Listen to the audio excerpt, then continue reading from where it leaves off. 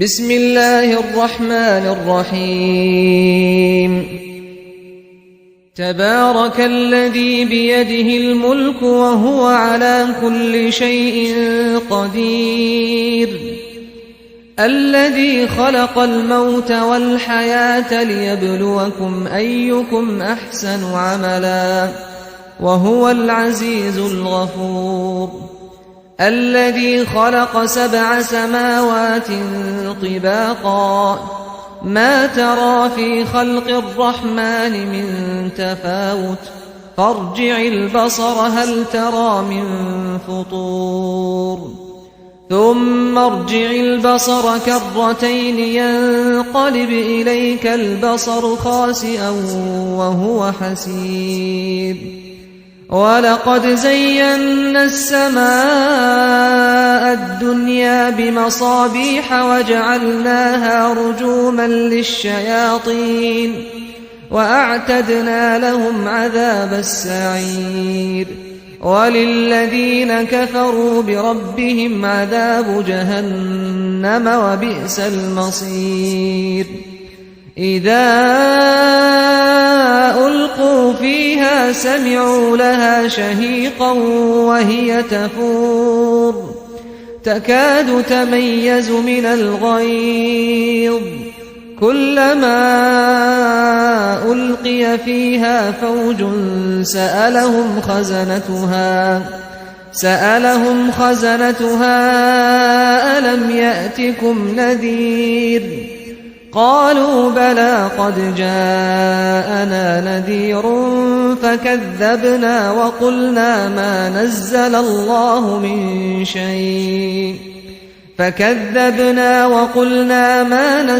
الله من شيء إن أنتم إلا في ضلال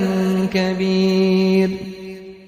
وقالوا لو كنا نسمع أو نعقل ما كنا في أصحاب السعير فاعترفوا بذنبهم فسحقا لأصحاب السعير إن الذين يخشون ربهم بالغيب لهم مغفرة وأجر كبير وأسروا قولكم أو اجهروا به إنه عليم بذات الصدور ألا يعلم من خلق وهو اللطيف الخبير هو الذي جعل لكم الأرض ذلولا فامشوا في مناكبها وكلوا من رزقه وإليه النشور أأمنتم من في السماء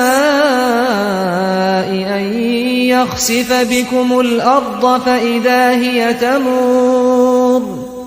أم أمنتم من في السماء أن يرسل عليكم حاصبا فستعلمون كيف نذير ولقد كذب الذين من قبلهم فكيف كان نكير أولم يروا إلى الطير فوقهم صافات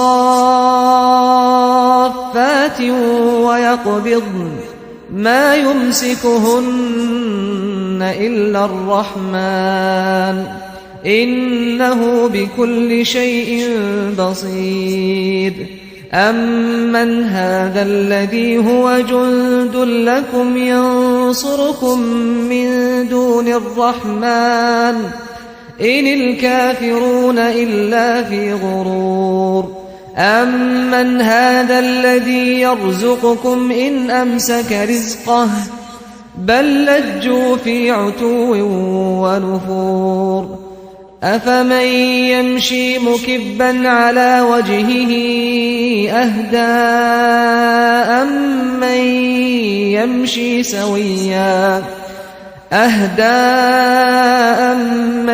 يمشي سويا على صراط مستقيم قل هو الذي أنشأكم وجعل لكم السمع والأبصار والأفئدة قليلا ما تشكرون قل هو الذي ذرأكم في الأرض وإليه تحشرون ويقولون متى هذا الوعد إن كنتم صادقين قل إنما العلم عند الله وإنما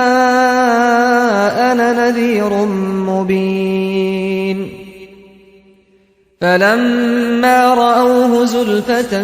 سيئت وجوه الذين كفروا وقيل هذا الذي كنتم به تدعون قل أرأيتم إن أهلكني الله ومن معي أو رحمنا فمن يجير الكافرين من عذاب أليم قل هو الرحمن آمنا به وعليه توكلنا فستعلمون من هو في ضلال مبين قل أرأيتم إن أصبح ماؤكم غورا فمن يأتيكم بماء معين بسم الله الرحمن الرحيم نون والقلم وما يسطرون ما أنت بنعمة ربك بمجنون وإن لك لأجرا غير ممنون وإنك لعلى خلق عظيم فستبصر ويبصرون بأيكم المفتون إن ربك هو أعلم بمن ضل عن سبيله وهو أعلم بالمهتدين فلا تطع المكذبين ودوا لو تدهن فيدهنون ولا تطع كل حلاف مهين هماز مشاء بنميم مناع للخير معتد أثيم عتل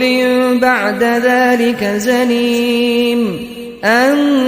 كان ذا مال وبنين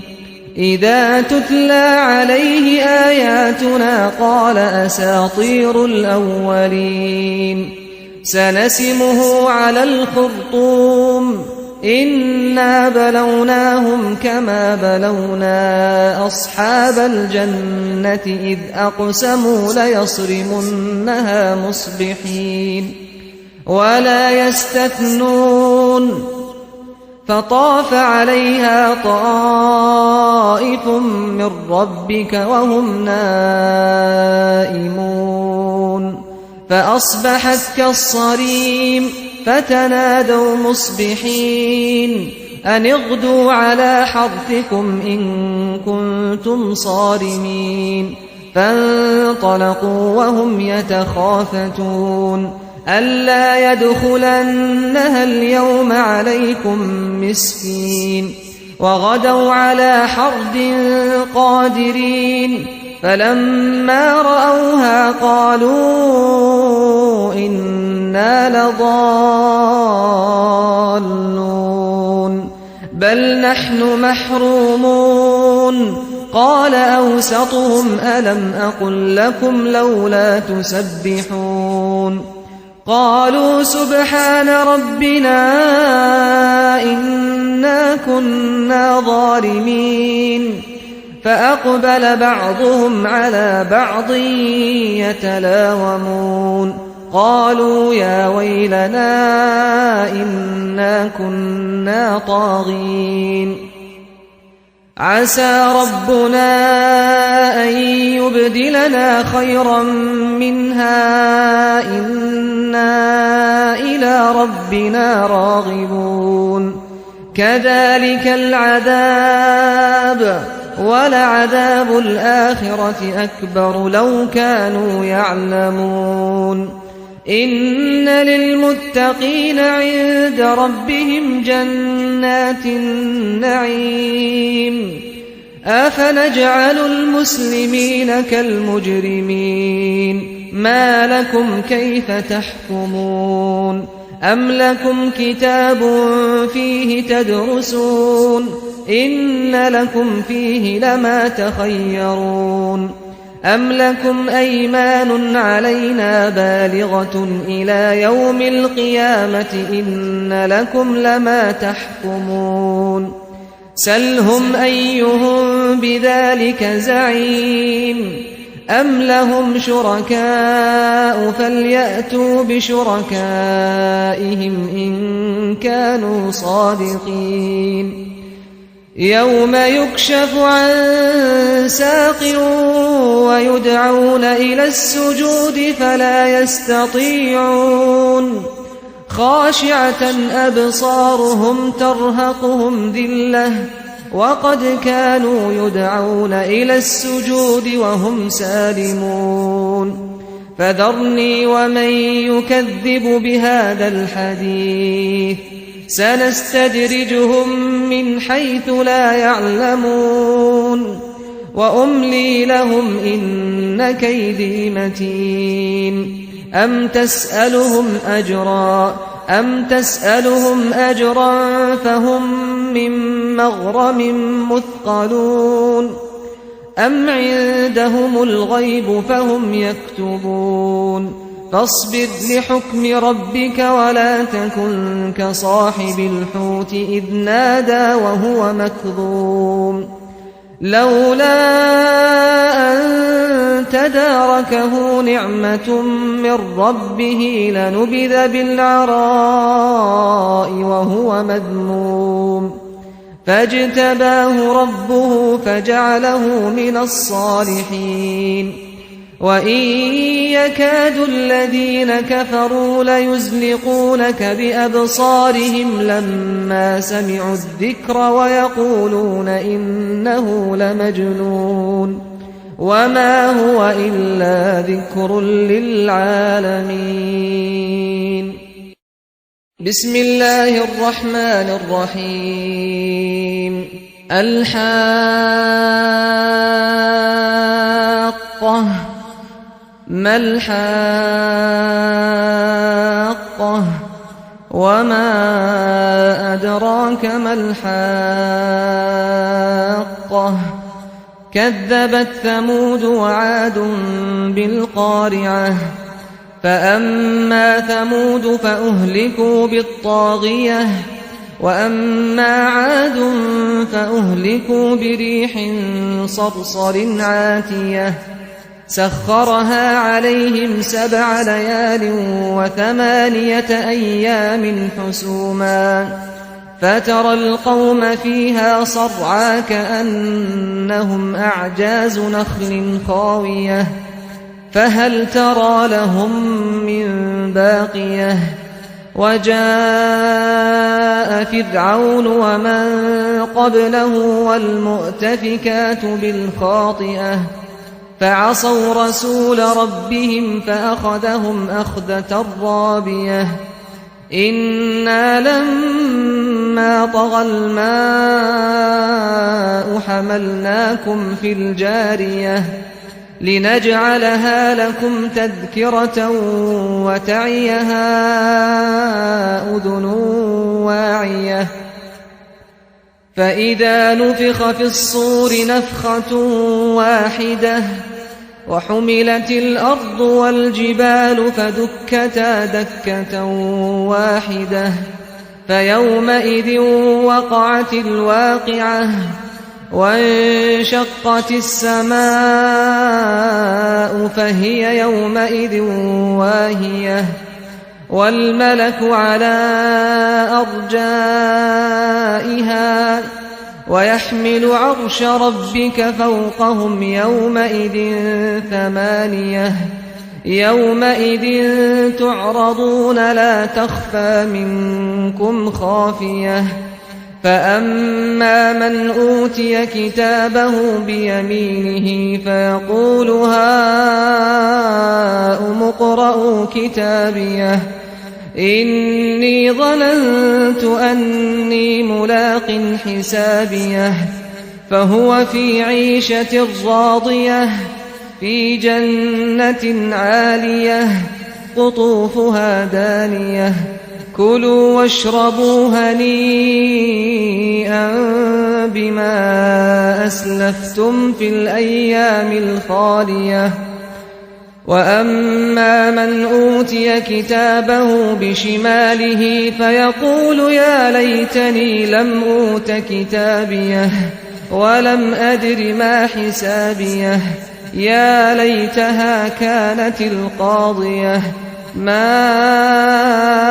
أغنى عني ماليه هلك عني سلطانيه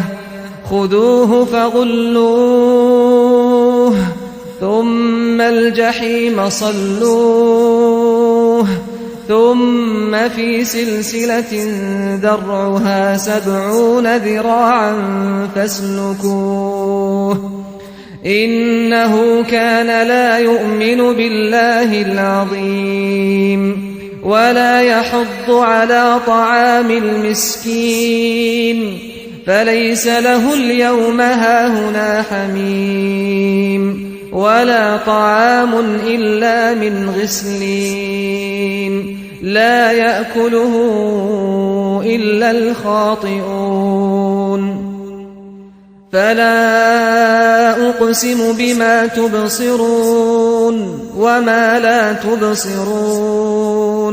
إنه لقول رسول كريم وما هو بقول شاعر قليلا ما تؤمنون ولا بقول كاهن قليلا ما تذكرون تنزيل من رب العالمين ولو تقول علينا بعض الأقاويل لأخذنا منه باليمين ثم لقطعنا منه الوتين فما منكم من أحد عنه حاجزين وإنه لتذكرة للمتقين وإنا لنعلم أن منكم مكذبين وإنه لحسرة على الكافرين وإنه لحق اليقين فسبح باسم ربك العظيم بسم الله الرحمن الرحيم سأل سائل بعذاب واقع للكافرين ليس له دافع من الله ذي المعارج تعرج الملائكة والروح إليه في يوم كان مقداره 50,000 سنة فاصبر صبرا جميلا إنهم يرونه بعيدا ونراه قريبا يوم تكون السماء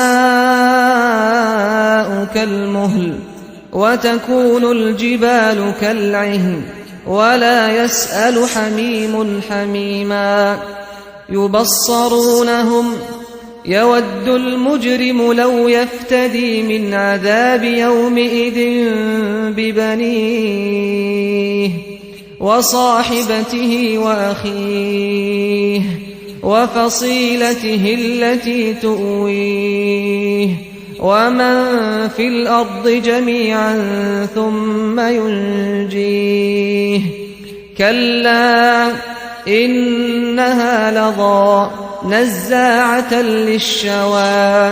تدعو من أدبر وتولى وجمع فأوعى إن الإنسان خلق هلوعا إذا مسه الشر جزوعا وإذا مسه الخير منوعا إلا المصلين الذين هم على صلاتهم دائمون والذين في أموالهم حق معلوم للسائل والمحروم والذين يصدقون بيوم الدين والذين هم من عذاب ربهم مشفقون إن عذاب ربهم غير مأمون والذين هم لفروجهم حافظون إلا على أزواجهم أو ما ملكت أيمانهم فإنهم غير ملومين فمن ابتغى وراء ذلك فأولئك هم العادون والذين هم لأماناتهم وعهدهم راعون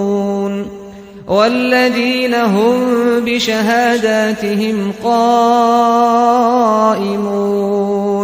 والذين هم على صلاتهم يحافظون أولئك في جنات مكرمون فما للذين كفروا قبلك مهطعين عن اليمين وعن الشمال عزين أيطمع كل امرئ منهم أن يدخل جنة نعيم كلا إنا خلقناهم مما يعلمون فلا أقسم برب المشارق والمغارب إنا لقادرون على أن نبدل خيرا منهم وما نحن بمسبوقين فذرهم يخوضوا ويلعبوا حتى يلاقوا يومهم الذي يوعدون يوم يخرجون من الأجداث سراعا كأنهم إلى نصب يوفضون خاشعة أبصارهم ترهقهم ذلة ذلك اليوم الذي كانوا يوعدون بسم الله الرحمن الرحيم إنا أرسلنا نوحا إلى قومه أن أنذر قومك من قبل أن يأتيهم عذاب أليم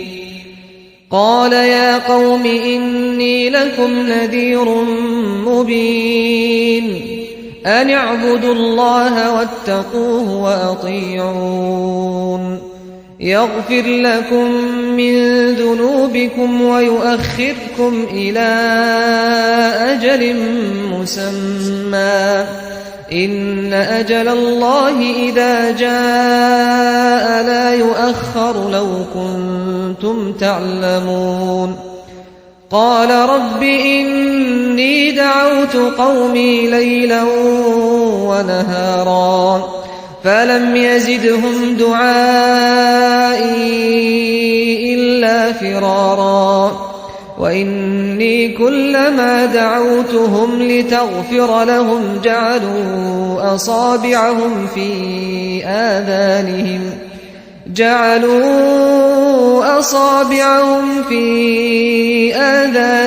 واستغشوا ثيابهم وأصروا واستكبروا استكبارا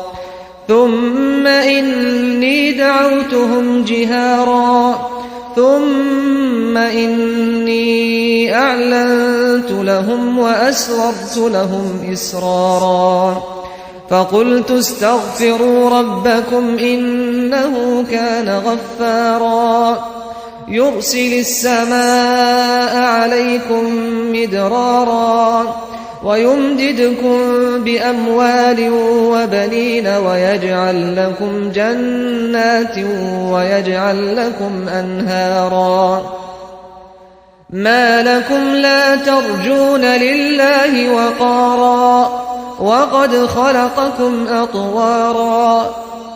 ألم تروا كيف خلق الله 7 سماوات طباقا وجعل القمر فيهن نورا وجعل الشمس سراجا والله أنبتكم من الأرض نباتا ثم يعيدكم فيها ويخرجكم إخراجا والله جعل لكم الأرض بساطا لتسلكوا منها سبلا فجاجا قال نوح رب إنهم عصوني واتبعوا من لم يزده ماله وولده إلا خسارا ومكروا مكرا كبارا وقالوا لا تذرن آلهتكم ولا تذرن ودا ولا سواعا ولا يغوث ويعوق ونسرا وقد أضلوا كثيرا ولا تزد الظالمين إلا ضلالا مما خطيئاتهم أغرقوا فأدخلوا نارا فلم يجدوا لهم من دون الله أنصارا وقال نوح رب لا تذر على الأرض من الكافرين ديارا إنك إن تذرهم يضلوا عبادك ولا يلدوا إلا فاجرا كفارا رب اغفر لي ولوالدي ولمن دخل بيتي مؤمنا وللمؤمنين والمؤمنات ولا تزد الظالمين إلا تبارا بسم الله الرحمن الرحيم قل أوحي إلي أنه استمع نفر من الجن فقالوا إنا سمعنا قرآنا عجبا يهدي إلى الرشد فآمنا به ولن نشرك بربنا أحدا وأنه تعالى جد ربنا ما اتخذ صاحبة ولا ولدا وأنه كان يقول سفيهنا على الله شططا وأنا ظننا أن لن تقول الإنس والجن على الله كذبا وأنه كان رجال من الإنس يعوذون برجال من الجن فزادوهم رهقا وأنهم ظنوا كما ظننتم أن لن يبعث الله أحدا وأنا لمسنا السماء فوجدناها ملئت حرسا شديدا وشهبا وأنا كنا نقعد منها مقاعد للسمع فمن يستمع الآن يجد له شهابا رصدا وأنا لا ندري أشر أريد بمن في الأرض أم أراد بهم ربهم رشدا وأنا منا الصالحون ومنا دون ذلك كنا طرائق قددا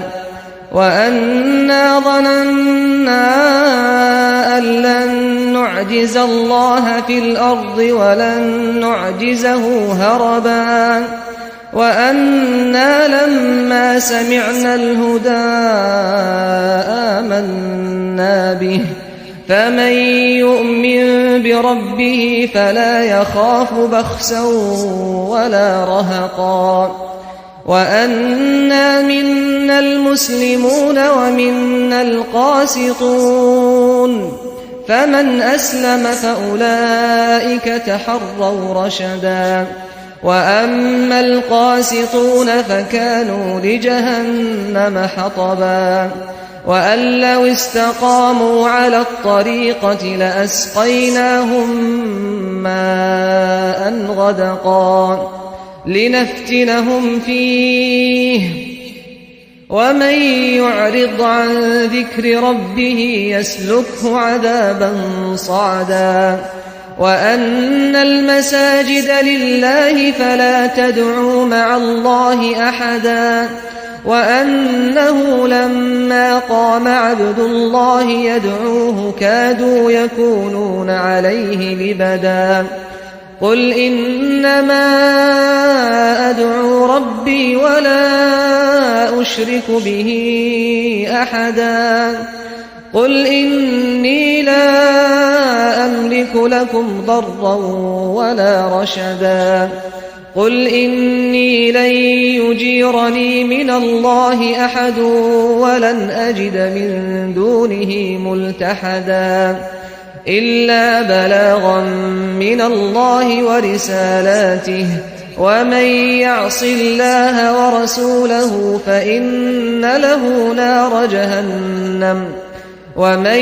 يعص الله ورسوله فإن له نار جهنم خالدين فيها أبدا حتى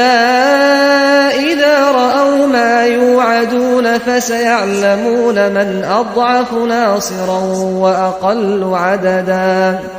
قل إن أدري أقريب ما توعدون أم يجعل له ربي أمدا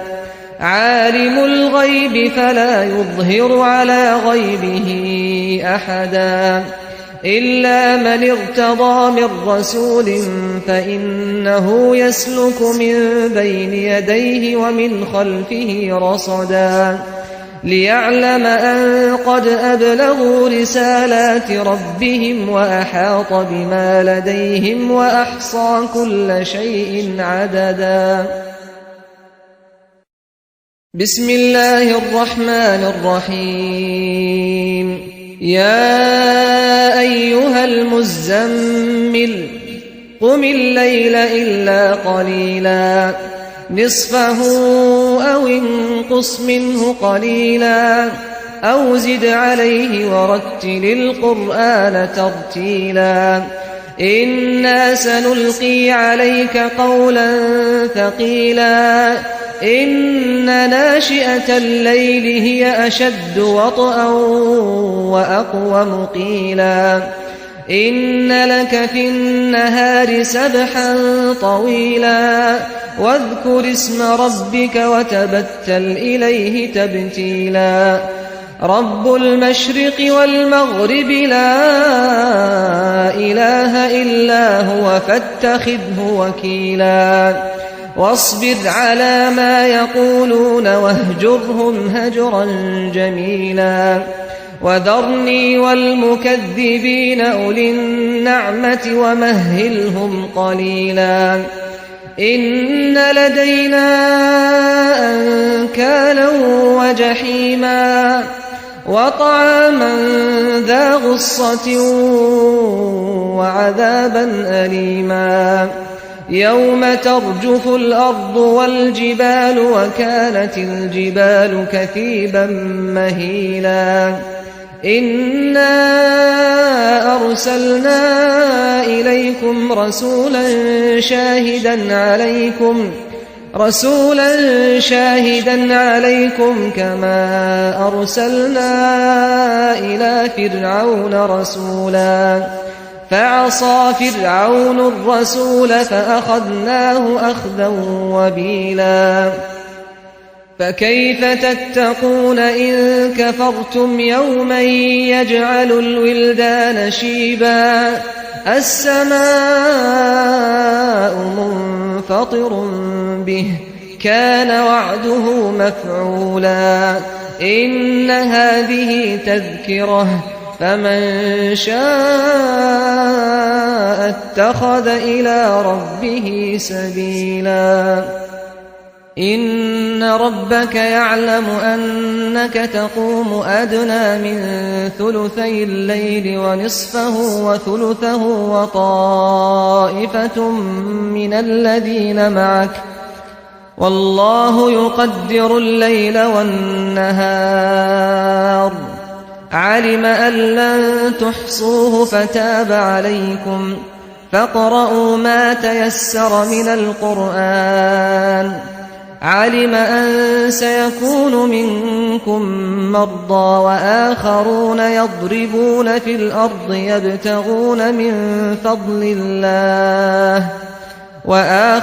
يضربون في الأرض يبتغون من فضل الله وآخرون يقاتلون في سبيل الله فاقرؤوا ما تيسر منه وأقيموا الصلاة وآتوا الزكاة وأقرضوا الله قرضا حسنا وما تقدموا لأنفسكم من خير تجدوه عند الله هو خيرا وأعظم أجرا واستغفروا الله إن الله غفور رحيم. بسم الله الرحمن الرحيم. يا أيها المدثر قم فأنذر وربك فكبر وثيابك فطهر والرجز فاهجر ولا تمنن تستكثر ولربك فاصبر فإذا نقر في الناقور فذلك يومئذ يوم عسير على الكافرين غير يسير ذرني ومن خلقت وحيدا وجعلت له مالا ممدودا وبنين شهودا ومهدت له تمهيدا ثم يطمع أن أزيد كلا إنه كان لآياتنا عنيدا سأرهقه صعودا إنه فكر وقدر فقتل كيف قدر ثم قتل كيف قدر ثم نظر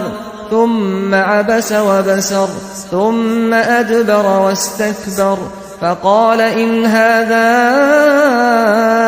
إلا سحر يؤثر إن هذا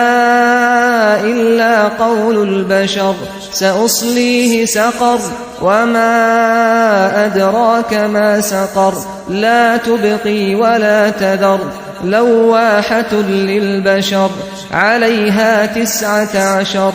وما جعلنا أصحاب النار إلا ملائكة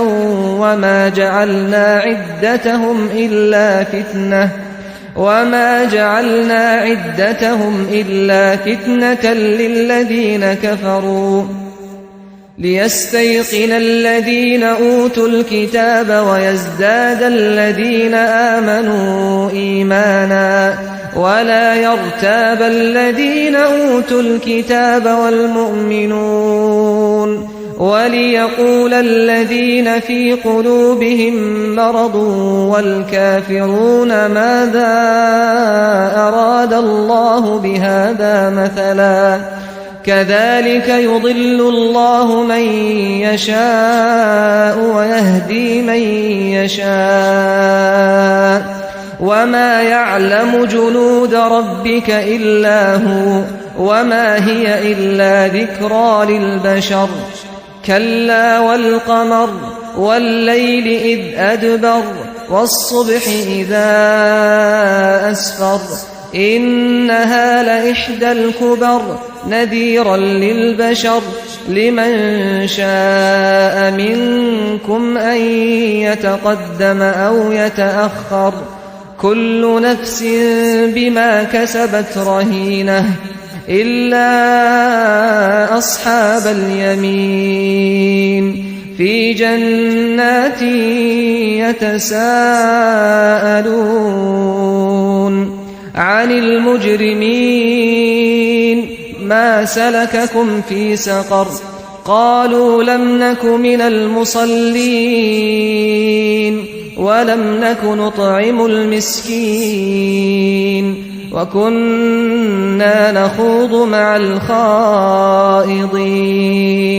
وكنا نكذب بيوم الدين حتى أتانا اليقين فما تنفعهم شفاعة الشافعين فما لهم عن التذكرة معرضين كأنهم حمر مستنفرة فرت من قسورة بل يريد كل امرئ منهم أن يؤتى صحفا منشرة كلا بل لا يخافون الآخرة كلا إنه تذكرة فمن شاء ذكره وما يذكرون إلا أن يشاء الله هو أهل التقوى وأهل المغفرة. بسم الله الرحمن الرحيم. لا أقسم بيوم القيامة ولا أقسم بالنفس اللوامة أيحسب الإنسان أن لن نجمع عظامه بلى قادرين على أن نسوي بنانه بل يريد الإنسان ليفجر أمامه يسأل أيان يوم القيامة فإذا برق البصر وخسف القمر وجمع الشمس والقمر يقول الإنسان يومئذ أين المفر كلا لا وزر إلى ربك يومئذ المستقر ينبأ الإنسان يومئذ بما قدم وأخر بل الإنسان على نفسه بصيرة ولو ألقى معاذيره لا تحرك به لسانك لتعجل به إن علينا جمعه وقرآنه فإذا قرأناه فاتبع قرآنه ثم إن علينا بيانه كلا بل تحبون العاجلة وتذرون الآخرة وجوه يومئذ ناظرة إلى ربها ناظرة ووجوه يومئذ باسرة تظن أن يفعل بها فاقرة كلا إذا بلغت التراقي وقيل من راق وظن أنه الفراق والتفت الساق بالساق إلى ربك يومئذ المساق فلا صدق ولا صلى ولكن كذب وتولى ثم ذهب إلى أهله يتمطى أولى لك فأولى ثم أولى لك فأولى أيحسب الإنسان أن يترك سدى ألم يك نطفة من مني يمنى ثم كان علقة فخلق فسوى فجعل منه الزوجين الذكر والأنثى أليس ذلك بقادر على أن يحيي الموتى. بسم الله الرحمن الرحيم. هل أتى على الإنسان حين من الدهر لم يكن شيئا مذكورا إنا خلقنا الإنسان من نطفة أمشاج نبتليه فجعلناه سميعا بصيرا إنا هديناه السبيل إما شاكرا وإما كفورا إنا أعتدنا للكافرين سلاسل وأغلالا وسعيرا إن الأبرار يشربون من كأس كان مزاجها كافورا عينا يشرب بها عباد الله يفجرونها تفجيرا يوفون بالنذر ويخافون يوما كان شره مستطيرا ويطعمون الطعام على حبه مسكينا ويتيما وأسيرا إنما نطعمكم لوجه الله لا نريد منكم جزاء ولا شكورا إنا نخاف من ربنا يوما عبوسا قمطريرا فوقاهم الله شر ذلك اليوم ولقاهم نضرة وسرورا وجزاهم بما صبروا جنة وحريرا متكئين فيها على الأرائك لا يرون فيها شمسا ولا زمهريرا ودانية عليهم ظلالها وذللت قطوفها تذليلا ويطاف عليهم بآنية من فضة وأكواب كانت قوارير من فضة قدروها تقديرا ويسقون فيها كأسا كان مزاجها زنجبيلا عينا فيها تسمى سلسبيلا ويطوف عليهم ولدان مخلدون إذا رأيتهم حسبتهم لؤلؤا منثورا وإذا رأيت ثم رأيت نعيما وملكا كبيرا عاليهم ثياب سندس خضر وإستبرق وحلوا أساور من فضة وسقاهم ربهم شرابا طهورا إن هذا كان لكم جزاء وكان سعيكم مشكورا إنا نحن نزلنا عليك القرآن تنزيلا فاصبر لحكم ربك ولا تطع منهم آثما أو كفورا واذكر اسم ربك بكرة وأصيلا ومن الليل فاسجد له وسبحه ليلا طويلا إن هؤلاء يحبون العاجلة ويذرون وراءهم يوما ثقيلا نحن خلقناهم وشددنا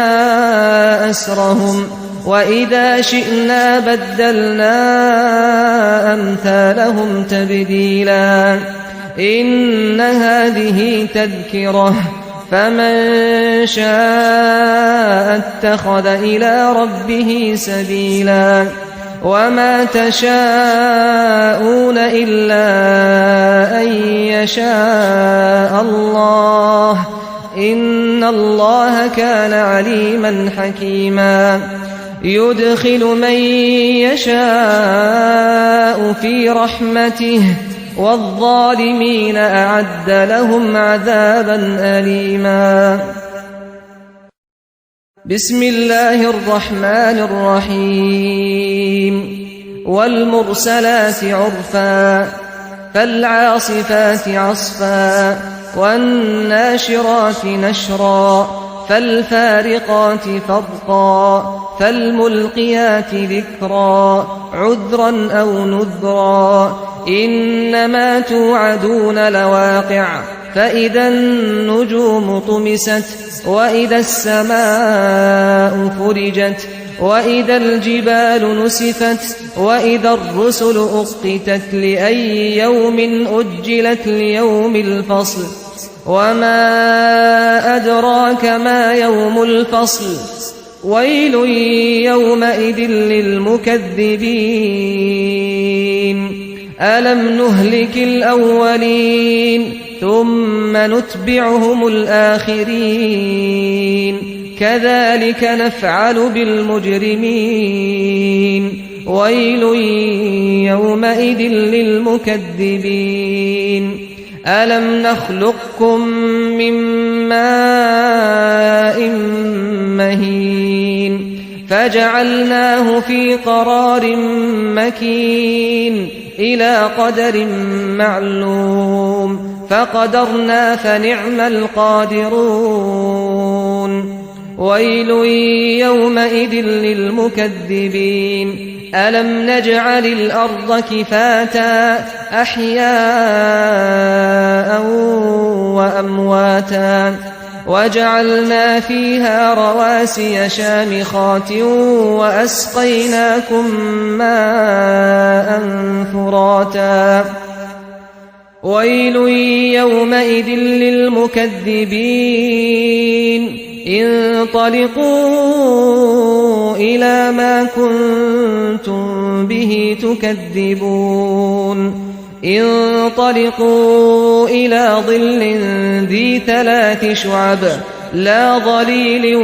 ولا يغني من اللهب إنها ترمي بشرر كالقصر كأنه جمالة صفر ويل يومئذ للمكذبين هذا يوم لا ينطقون ولا يؤذن لهم فيعتذرون ويل يومئذ للمكذبين هذا يوم الفصل جمعناكم والأولين فإن كان لكم كيد فكيدون ويل يومئذ للمكذبين إن المتقين في ظلال وعيون وفواكه مما يشتهون كلوا واشربوا هنيئا بما كنتم تعملون إنا كذلك نجزي المحسنين ويل يومئذ للمكذبين